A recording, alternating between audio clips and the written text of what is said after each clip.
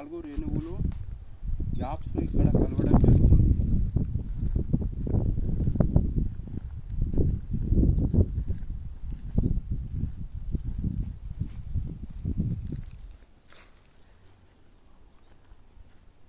ఇది అనేటువంటి centre point.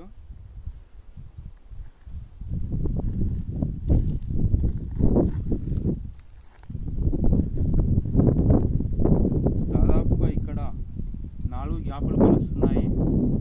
2 నుండి 2.5 ఇంచులు వాటర్ పడే అవకాశాలు ఖచ్చితంగా ఉన్నాయి. ఈ బోర్ పాయింట్ సక్సెస్ ఖచ్చితంగా అవ్వడం జరుగుతుంది.